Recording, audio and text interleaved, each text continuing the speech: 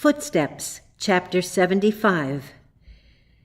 One morning during the year 1907, Mrs. Eddy opened the Bible to Isaiah 16, verse 14. But now the Lord hath spoken, saying, Within 3 years, as the years of an hireling, and the glory of Moab shall be condemned with all that great multitude, and the remnant shall be very small and feeble. At this time she said, quote, From the beginning and all the way along, I got my leading from God through the Bible. Right in the beginning I got, Write it in a book, and it shall be for all time. Today he is speaking to me again. Isaiah 16, verse 14. I am sure this will be fulfilled, but don't tell anyone about it. End quote.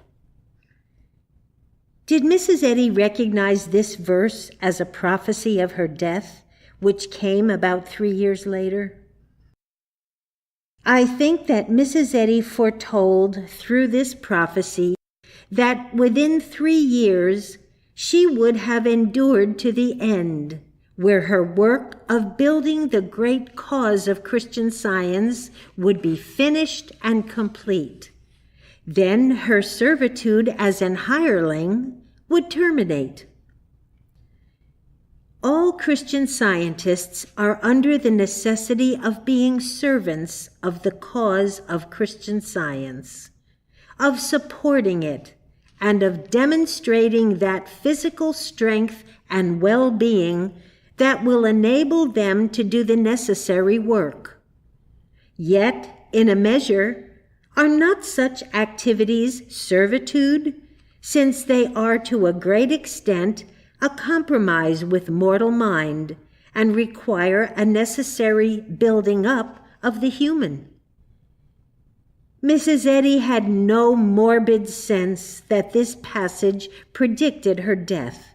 Of that I am sure. She was more like the butterfly in the cocoon, realizing that within a certain length of time, her demonstration would loose the bonds of limitation, and she would be free. However, the 3 years did not represent solar years, any more than did Jesus' 3 days in the tomb mean 72 hours. Rather did they typify the threefold demonstration, which Mrs. Eddy points out on page 508 of Science and Health. Quote, The third stage in the order of Christian Science is an important one to the human thought, letting in the light of spiritual understanding. This period corresponds to the resurrection, when spirit is discerned to be the life of all, and the deathless life or mind dependent upon no material organization. End quote. These 3 steps are represented by the Father, Son, and Holy Ghost. The recognition of God as the source, man as reflecting this infinite power, and finally, the divine expectancy that puts the power into operation with certainty. It is the understanding of principle, the realization of the rights of man as a son of God to apply this power to the needs of mankind, and finally, that inspirational consciousness that makes demonstration effective. This conception is illustrated by the 3 Hebrew captives in the fiery furnace, whose consolidated demonstration brought forth the evidence of the Christ, or spiritual I, in the midst of them, and exemplified the Master's statement, Where 2 or 3 are gathered together in my name, there am I in the midst of them. Matthew 18, verse 20.